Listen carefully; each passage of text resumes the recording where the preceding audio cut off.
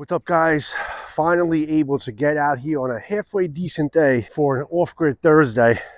And of course, welcome to Off-Grid Thursday. You know, guys, when you're in middle of the woods, or if you're camping, or if you're just basically in need of having a knife as a tool, because knives primarily they're tools. Obviously there's the factor of self-defense, there's the factor of yada yada yada, which we're not going to get into, but knives are tools. Knives are something that basically we need to use outdoors, indoors. We use knives every day. It's part of our human existence from the beginning of time. We were dealing with and making sharp things. We were finding a way to make sharp things. Now we have some really good sharp things in our steel, and there's nothing like basically having a knife as a tool that you know is going to be reliable, you know is going to be comfortable, and you know is going to basically do what you want it to do and not fail you, especially if you're in the middle of nowhere and you need something to rely on. I really like Off-Grid knives. I mean, is Off-Grid my favorite brand? It's definitely one of my top brands of all time that I really like. The great thing about Off-Grid is the fact that they're consistent. The consistency of Off-Grid is there. It's, you know, that knife after knife, whatever you put in your hand, they're all going to be around the same type of quality. They're going to be reliable, they're going to be solid, they're going to be overbuilt with a purpose, they're going to be sharp right out of the box, and they're going to have the edge retention where they're going to last. On this Off-Grid Thursday, I am going to be revisiting the Caiman Xxl. Now, the birth of this came from their folder, which was their Caiman folder, which pretty much had the same type of profile. Caiman meaning like an alligator profile. It looks like a Caiman alligator, which is pretty damn cool, but obviously it has Bowie traits in nature. This is the second time I'm revisiting this thing on video, on my channel, so this is definitely not a virgin. This has some mileage on it. It definitely has been used. I've been using this a lot off camera. I did a lot of hard testing with it on camera, and I'm revisiting now today on this Off-Grid Thursday. What do I like about this knife? Number one, I'm really happy that they're doing some extra large versions of their fixed blades.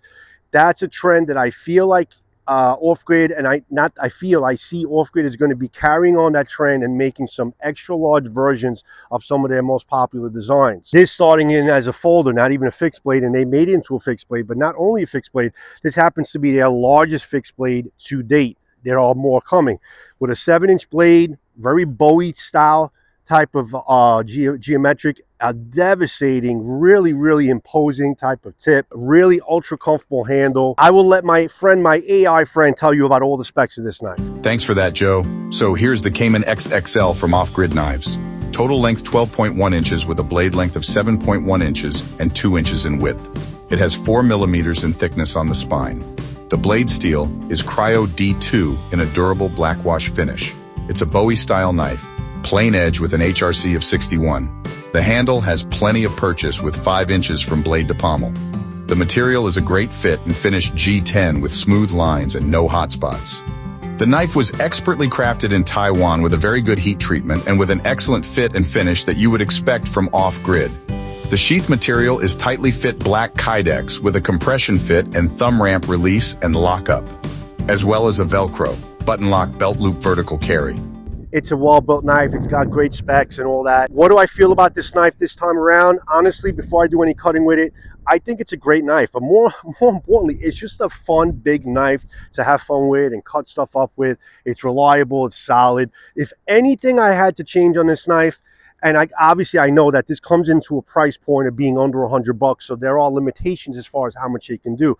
But if there's anything that I can change about this knife, is the profile of the mune, which I call in Japanese, with the spine of the knife, which is chamfered, very comfortable, aggressive, really good aggressive jimping that you can have some good grip on it. But I would maybe increase the thickness of the spine of this to make it a little bit more tougher. Not that I ever had a problem with it, but I feel like you can push this knife even further, holding back a little bit because you have a little bit of a thin profile on the edge, and especially a thin profile at the tip. Tip hasn't failed me. I've been timed with it. I've drilled it into wood. I've thrown it as a throwing knife. But the knife design and geometric as I see it right now, it is thin behind the edge, and it is a slicey little bastard. I haven't done much of anything with this knife. I have stropped it a couple times.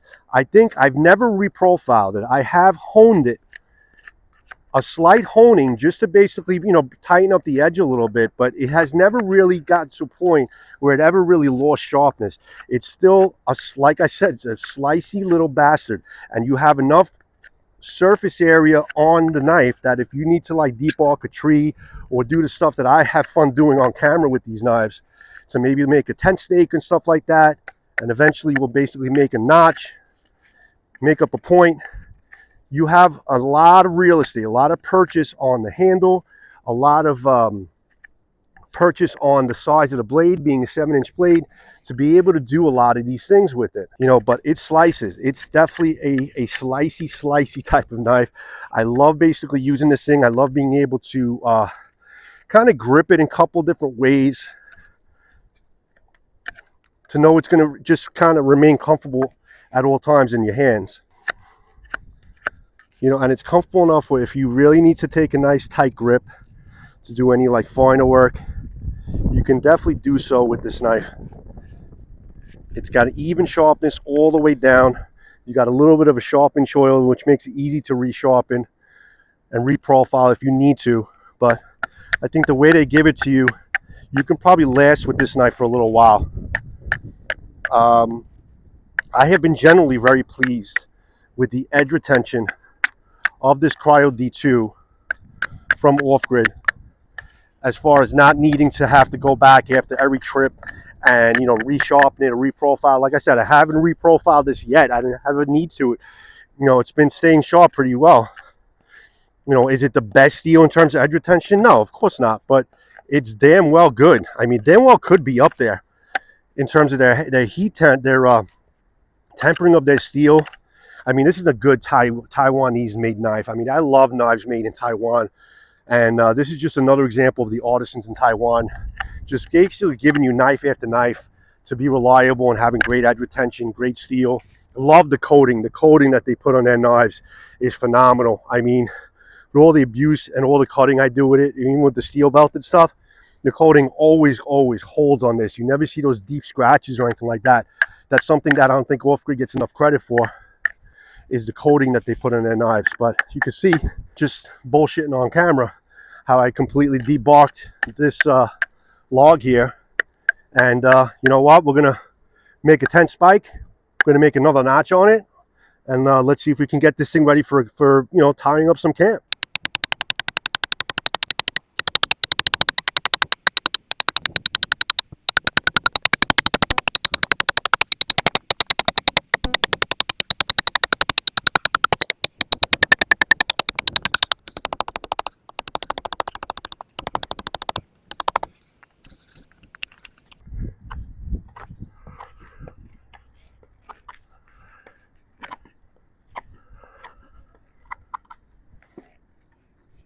Here's your quick tent spike made up with a little batoning, a little shaving work, no problem. Gonna make up another quick notch.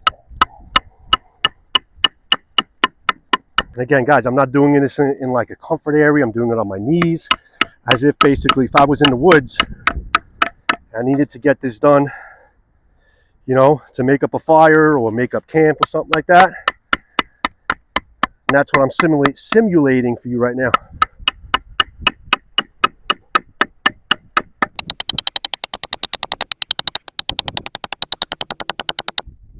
So there's your quick notch, debarked log, spike, ready to basically do a couple more of these and set up camp. But just to show you basically how comfortable this thing is to work with.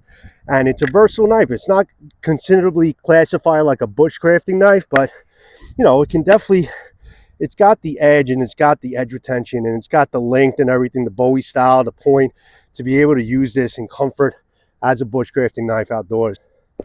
Now, what's the best way for me to show you how slicey a knife is and how good the edge retention is? Now, I've cut with this material before.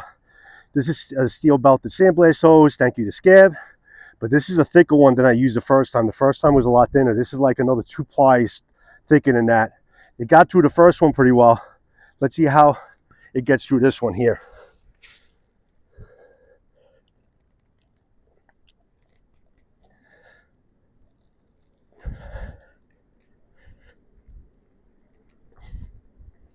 Yeah, once it goes in, yeah, this thing, like I said, is one slicey bastard. This thing slices like a mad dog, man. It's a really nice slicing type of knife that you can do a lot of really good stuff with in a campsite. Even when you're trying to cut or get through some silly steel belted stuff, this thing is a slicey bastard. This is hard material to get through, and they handled it pretty damn well. Like I said, the slicey bastard. Nice. Everybody talks about batoning like it's a bad thing. You shouldn't baton with your knives. Eventually it's going to damage your knife and stuff like that. I guess that's the case, but it's just a lot of fun, and it's just a great demonstration to show you how good the edge is, how good the point is going to hold up, considering this is a thin point. I think it's a great demonstration for this knife to do a little batoning with it and see basically how it holds up and how it gets through it. There's too many vibrations, how the handle holds up, which I don't think there's going to be a problem. I did some batoning with it, I guess, on the first time, but let's see what we got here. A fire log, which is pretty damn tough. I don't have a very good baton stick, so hopefully this will get through. And I'm really going to jam on the point here. And I can see it. This thing is going to get through with no problem.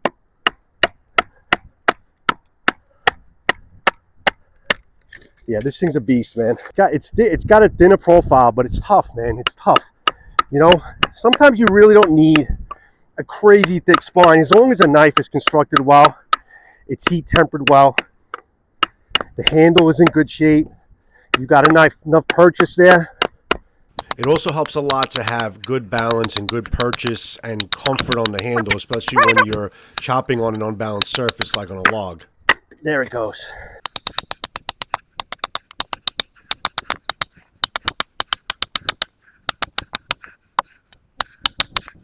I kinged him for a good baton stick. Yeah, this thing could baton. The point is still in pretty good shape. Jamming on the point as far as I could with that log. And that's not exactly an easy log to get through fire. Firewood is very hard to get through. It's solid. And the point is still in pretty good shape.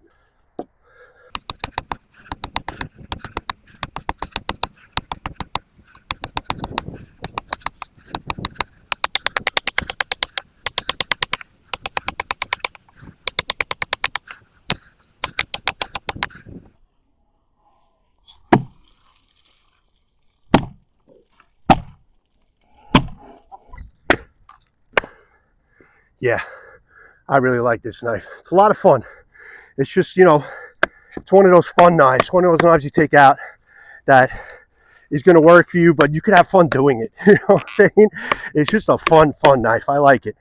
I'm really glad they kind of took advice of the viewers and turned this Caiman folder into a nice XXL fixed blade. It's a really well done knife, and it handles itself, man. Banging the shit out of this thing. Point is still good. The edge is still good. No scratches, no deep scratches on the paint, on the coating. Comfortable in the hand as well. Comfortable taking a couple different grips because you got the thumb ramp here. It's nice. Good fit and finish too. Like it. I am really happy that they came out with this XL version of the Caiman. I like the fact that Off-Grid is starting to do some extra large version of their knives, because a lot of their knife designs are great. Robust knives. I think the next one after this one is going to be the Tracker X2, and that has a thick spine, but I have a feeling that's going to be a major chopper. Very comfortable. Take a couple different grips with it. It's just a fun knife to play with and do the things that you need to do as a knife tool, but having fun with it, it's great. I mean, I do some extra chopping with this thing just because it's fun to do. And you know what it is? It also improves your skill craft. When you work with a knife over and over again, it improves your skill craft. So, second time around with this knife, and it's twice as good, guys. When you could revisit a knife and it handled itself just as good as it did in the original review, you know you got a good knife in your hand. I mean, that's basically what it comes down to. And the things that some people saying about this, that being too thin behind the point, yeah, it could be a little thicker. That's one thing I would probably improve on this, but it doesn't hinder the performance. You can see I was beating the shit out of the point, you know, doing some batoning or even chopping into that wood there on some hard firewood. So that was a tough piece of wood to get through. So you really had to bang into it. you know, on the point. And the point is still true as it was out of the box. No rolls, no, everything is still pointy. It's not bending. It's still true, and it's still sharp. I mean, that's really what you want. What you want in a knife. You want it to be comfortable in your hand. You want to be able to take different type of grips that you can do a couple different things with to move your hands around. And you want it to have good edge retention, and you want it to stay slicey and pointy. You don't have to worry about basically taking like a sharpening system with you, which you should always have, to kind of, you know, maintain the knife. You know it's going to get through a whole trip with you before you get home and you got to strop it again. Nice profile, 7-inch blade. It's a really good camp knife, should I say. Not a bushcrafting knife per se. It's not really a bushcrafting knife, but it's a great outdoor camp knife. In terms of self-defense, man, I mean, that devastating point, you could freaking stab a bear in the heart with this thing and you could take it down. And not, I would look to hurt a bear, but if it's between me and the bear, this thing is going right through its skull. But you could do that. This is a devastating, piercing point, and you could definitely do a lot of crazy penetration with this thing. And that's the advantage of having that thinness behind the edge, that chamfered thinness behind the point means that penetration in this thing is going to be fantastic. So self-defense wise, yeah, it would not be an Off-Grid Thursday if I didn't show you the other things that I am carrying with me today. As a folder, I have my Mamba version 3 in Magna Cut. I am not a steel snob, but when you Magna Cut, which is a great all-around steel, is done well, Magna Cut is a fantastic steel. I have yet to see when I'm going to need to maintain or sharpen this thing. It's a great, tough knife. Again, full review on this. I'm going to probably do a revisit on this thing probably in about 6 months. And something I carry as a fixed blade every day is my Sidekick. It is generally my Sidekick. Nice family of knives. They just new release Sidekick. Great, great little knife. Great cutter. Very tough. And it just fits, you know, just kind of right into your pocket. On the side, I have my my Kydex for the Caiman XL, which is very comfortable, Velcro attached, so you can take it right off your belt. So yeah, guys, not many complaints.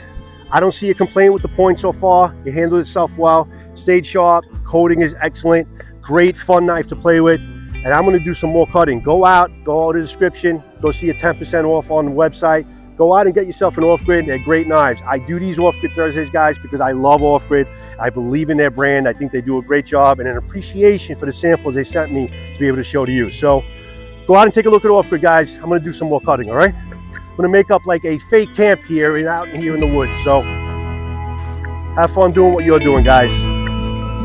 Damn, I love this knife.